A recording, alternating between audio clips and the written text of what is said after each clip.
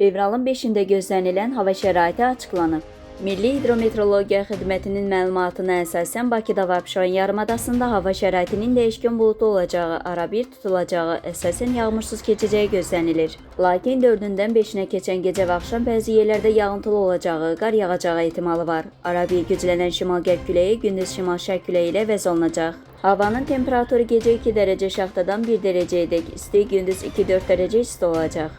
Atmosfer təzyiqi 767 mm civestunundan 770 mm civestununa yüksələcək. Nisbi rütubət 70-80% təşkil edəcək.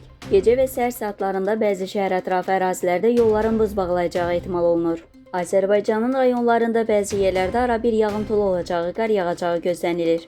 Ayrı-ayrı yerlərdə intensiv olacağı ehtimalı var. Səhər yağıntılar tədricən kəsiləcək. Gündüz əsasən yağmursuz keçəcək. Bəzi yerlərdə arabir duman olacaq. Mülayim qərb küləyi əsəcək.